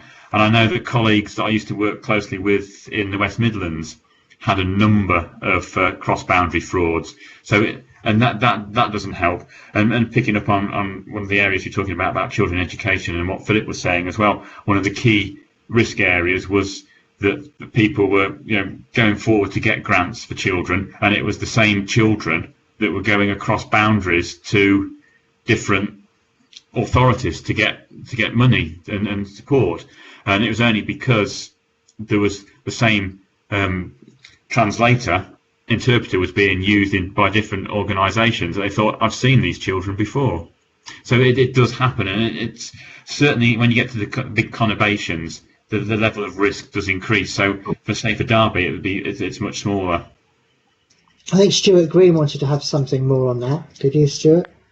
Yeah, thanks, Chair. Just a very quick one, picking up on Richard's point there. Yeah, the sad reality, but nevertheless, the reality seems to be that a lot of this is organised. It's criminal gangs driving a lot of this. And Councillor Kerr, for that reason, Richard's just mentioned there, we have suspicions, those of us that look at this data, that some of it is double counted. So there is some double counting here that might be part of this apparently huge disparity. But yeah, these people are out there. They're looking to exploit Derby City Council and all other councils. Credit to Richard and colleagues for doing what they can to counter it. Yeah. Well, thank you very much for that and that input. I don't think there's any other comments, so I propose that I'd like to really also offer my appreciation to the counter fraud team, to all they're doing with the demands, with all the additional work they've had to do with the COVID-19 grants and the like, and all the stuff around that as well. Obviously what must be quite a difficult situation. So I think I'd like to express my appreciation on behalf of this committee to them for that. But we'll obviously just take the recommendation there, which is to note this report. So if we move on now to item 9, and this is going to be introduced by Simon Riley on the accounting policies. Thanks, Simon. Thank you, Chair.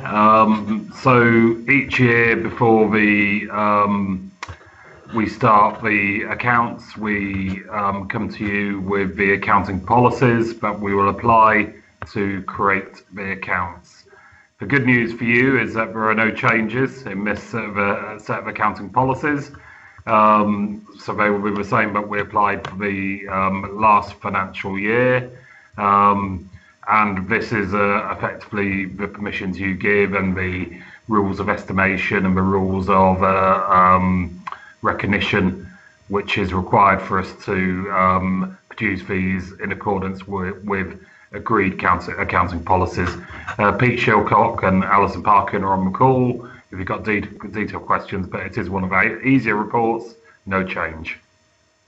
Okay, thanks for that. Just one comment from me, unless anybody else has got any other comments from the committee. I'll let them to formulate their things as I'm saying this. But recommendation 2.2, I'm just a bit alarmed when you say that members delegate to the strategic director of corporate resources the power to make new accounting policies and amend existing policies, because that's obviously outside of this committee. And admittedly that you will report the changes that you've made back to this committee, but obviously that's a bit retrospective. And I'm just wondering whether that could be, just to throw it open to what other committee members think on this, whether that could or should be in consultation with the chair and vice chair of the committee. But I'll throw that open to what other committee members think on that one as well. Should I answer it briefly? Yes. Yeah. The reason for having that in is that often between when you approve this in the spring and the end of July, we may get LAP bulletins, which are local authority accounting panel bulletins from SITFA. There may be changes in what is required in respect of going concern.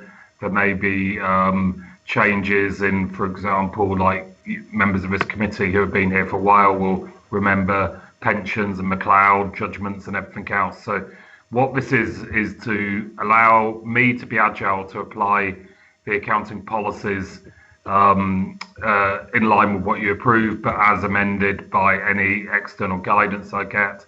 Of course, when we publish the accounts, I would highlight to you any changed accounting policies that I've based the accounts on. So it's really to be agile rather than have to come back or seek a delegated approval every time I have to amend an accounting policy in line with proper accounting practice.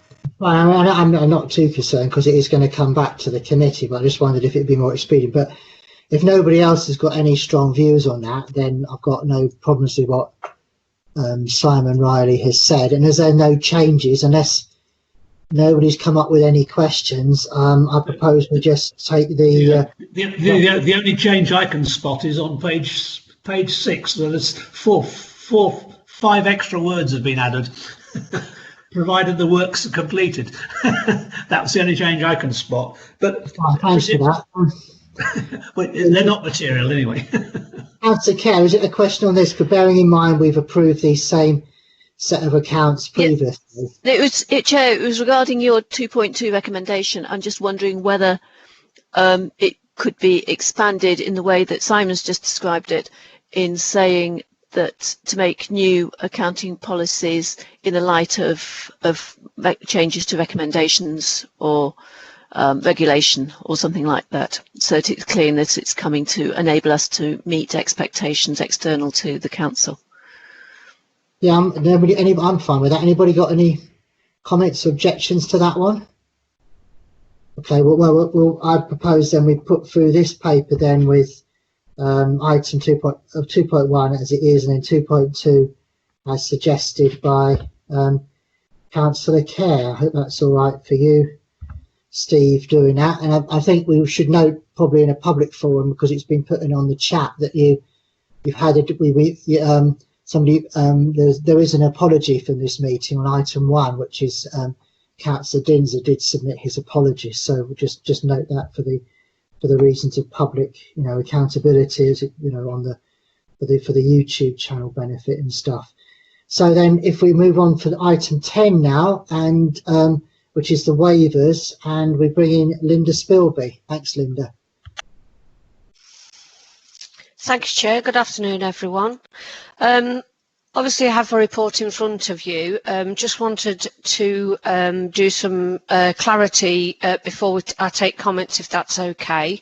It should be noted that the period for the reporting is 6 months this time, which is longer than on the last report, which is one of the indicators of why there are more waivers than previously, and the reason why I inserted an additional table where the quarterly comparison was in. But I also need to explain that the classification of waivers as whether they are avoidable or unavoidable is the standard classification that we use, and has not been altered or amended to take into account any actions that were taken due to COVID.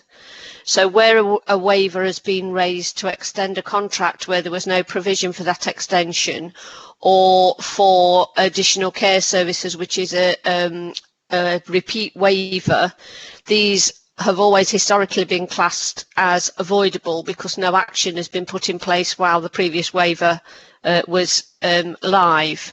And so in that respect, there are a number of extensions to care arrangements and extensions to different contracts on the avoidable waiver report this time that could arguably be classed as unavoidable if we take into account implications of COVID.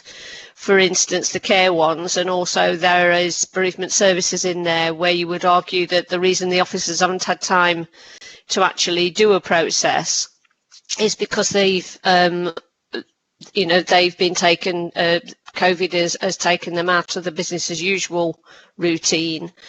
And I'm also aware that there's a waiver on the street lighting PFI, which could be argued could be classed as unavoidable.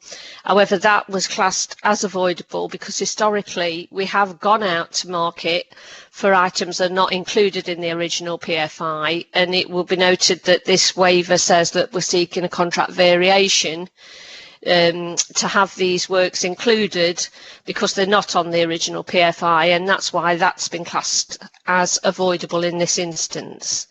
Happy to take any questions.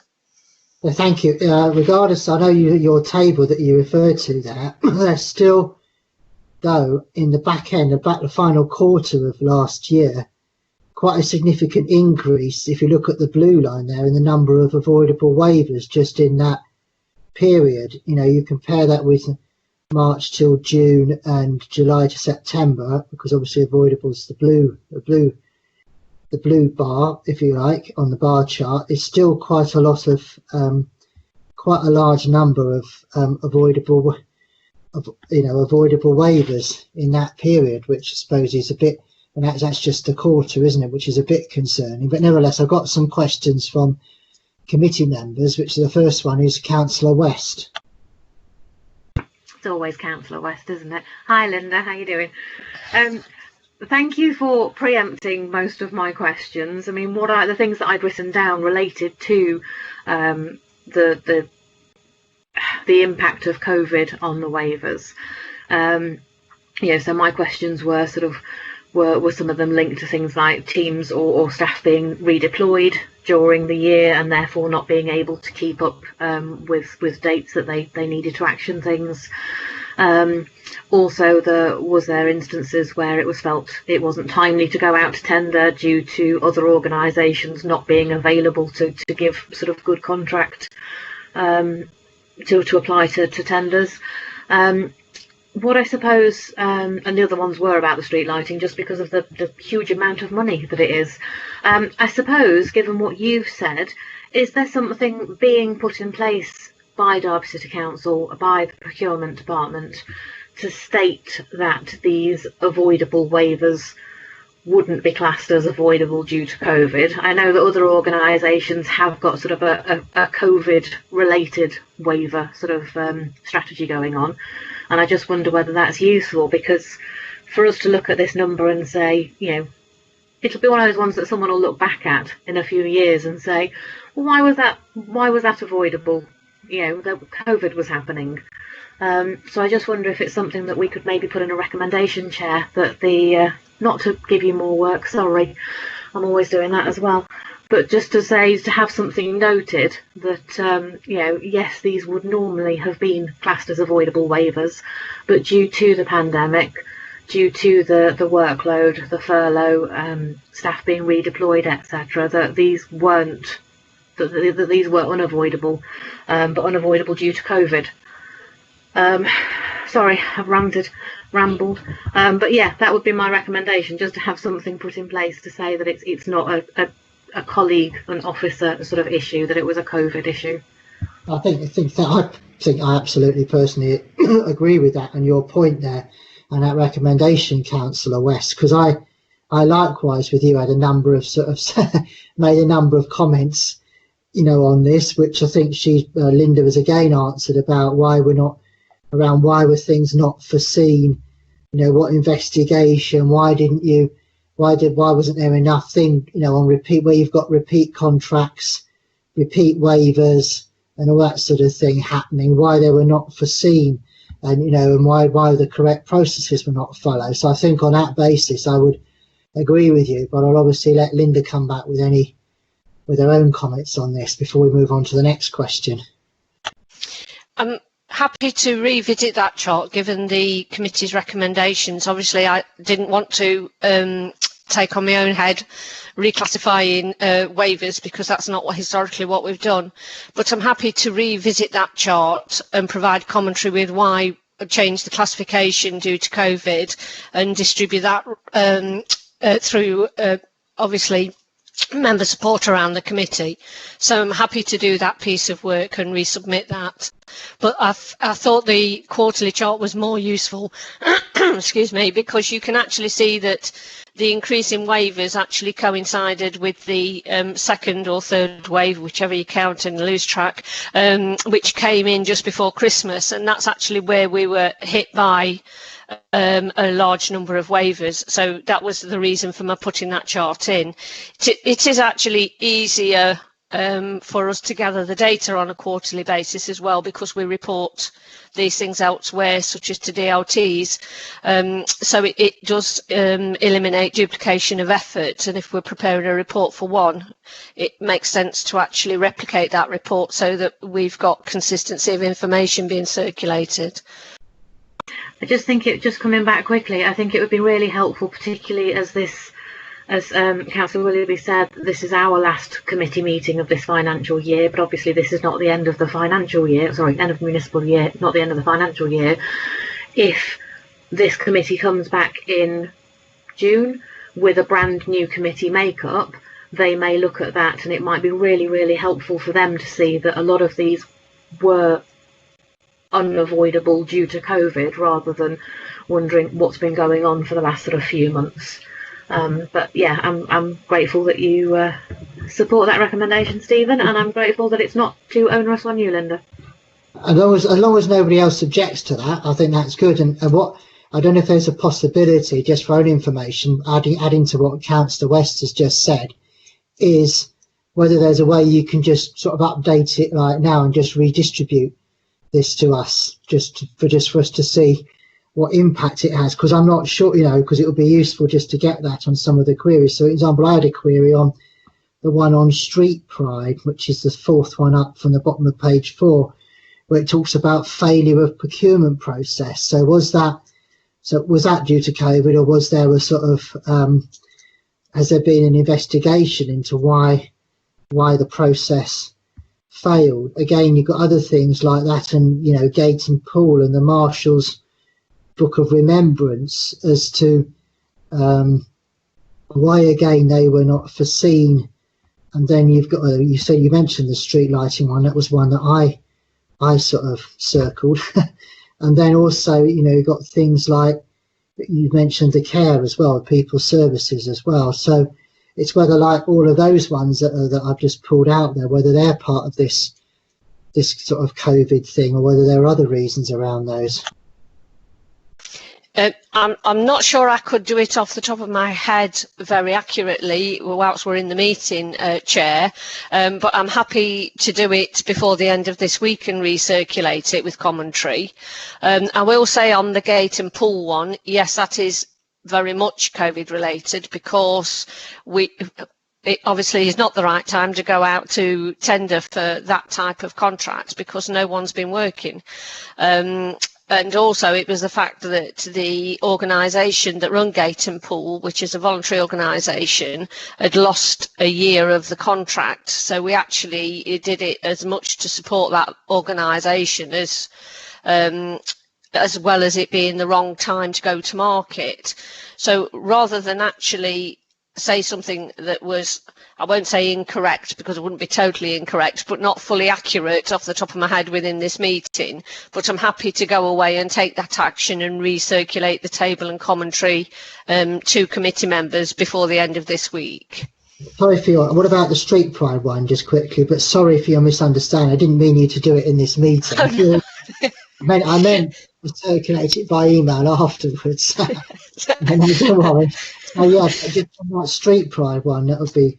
The street pride one is actually a procurement error where the process was done incorrectly. The tender process was done. The correct terms and conditions that we were wanting to contract with the providers wasn't circulated within that process, and then it was unfair to award the contract because other parties had not had sight of the terms and conditions, might have found them more favourable or not. So we couldn't actually say that that was a proper, clear and clear and transparent process, and so we withdrew the process. But so that we weren't out of contract, we did the waiver to extend the existing arrangement so we could go back out to market. Again, that's a useful thing to put in like a lessons learned thing, bearing in mind one of our earlier recommendations, of course, around things like that. So the other question I've got is from Stuart Green. Yeah, thanks, Chair. I know that elected members, Councillor West and others, have a an interest in the risks arising from this area. Any assurance to the committee, anecdotally at least, I have seen an increase in waivers and their equivalent in other organisations across the COVID affected period. So some of what I see here, for me, isn't a surprise. Councillor Willoughby, yeah, the street lighting one kind of jumped out at me. We have an organisation here that has, I think it's fair to say, faced some challenges in its approach to project management over the years. I appreciate Linda might not be best placed to answer my question in that regard, but perhaps it's through you, Chair, if some of the senior officers might have comments on this. What mitigations might be put in place to counter some of the risks that might arise from the need for a waiver over something of that magnitude? I appreciate this may well be tied up in the changes that we've made to our approach to project management and so on. But I think, for me, something like street lighting, let's say, just for argument's sake, 18 months down the line, something goes dramatically wrong with that project. There's been a waiver relating there to it. It could be difficult to explain unless suitable compensating mitigations, risk management arrangements are put in place. So, yeah, my question, Chair, to summarise that, is really around, okay, these things happen. For something as big as street lighting, what mitigating controls have been or might be applied to deal with that? Okay, can you comment, or Linda? I know it's a bit unfair, probably. Or I can probably comment, Stephen. Obviously, street lighting is a Pier 5 for the council, so this is a waiver with our partner, Roads Connect, Balfour Beatty, and therefore there's an inherent mitigation in that space anyway. I think on a wider issue about project management and insight, often trying to extract information that would give us sort of the insight or the forewarning about some of these waivers. Oracle doesn't necessarily capture information that would allow that to link successfully into procurement. So we're just commissioning at the moment, and Alison Parkin is leading this, a procurement for a new financial management system to give us some of that richness. We're also tightening redefining the role of our procurement section between what is category management and procurement.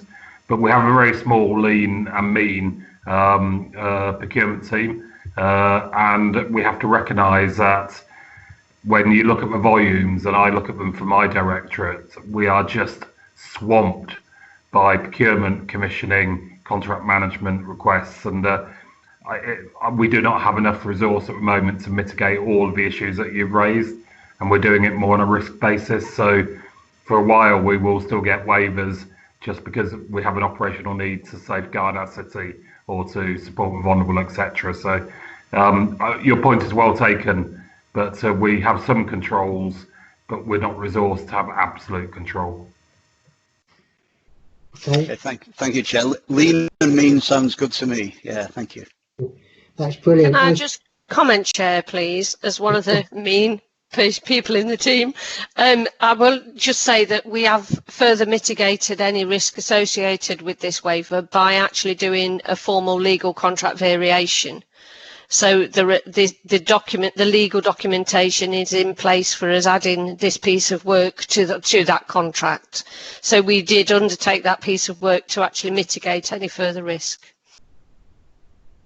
Okay, and thank you very much for that. So, Councillor Kerr, final question on this one. Thank you.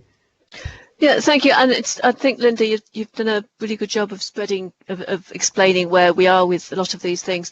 But what we're seeing is this month's report, and I don't have a clear memory of previous ones and the elements within the previous ones. And I just wondered if you were aware of any trends that go beyond this quarter, well, these 2 quarters, that we should be aware of, or there was anything that you're concerned about that we should be aware of?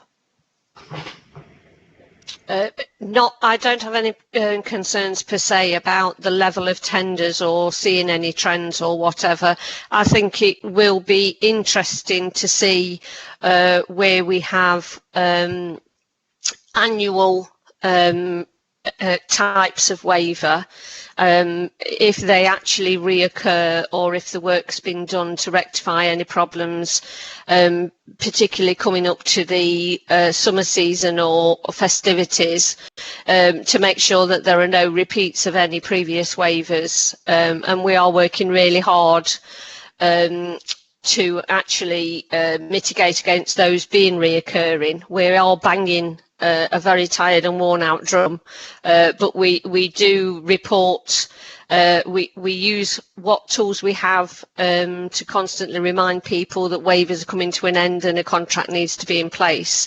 And as part of the work that Simon's already alluded to, we are increasing our stakeholder engagement, and we currently got a piece of work out with directors saying, what do you actually want us to report on? What is useful and what is just officers using time to gather data that's not really important. So we are trying to actually make sure that we're reporting on the right things, and we're doing the things that are important to keep us all compliant and safe. Obviously it's early days, but we're working really hard to put that all in place. Well, thanks very much for that, Linda. And so that item is sort of we'll pass through, and along with the recommendation from Councillor West, which is on sort of having a COVID category around this, and you'll distribute that by the end of the week. Thanks very much for that, Linda. And then if anybody's got any questions, I presume they can just come back to you on an email if they want any clarification on that when they've seen that. So Yes. we move on to item 11 now, which is to consider a resolution to exclude the press and public during consideration of the following items, and that's the Information Governance Update, which is item 12, that under section 100A of the Local Government Act 1972, the press and public be excluded from the meeting during discussion of the following items on the grounds that they invoke the likely disclosure of exempt information as defined in paragraph 3 of part 1 of schedule 12A of the Act, and that the public interest in maintaining the exemption outweighs the public interest in disclosing the information. So is everybody okay with that? No objections? So then I'll hand over to you.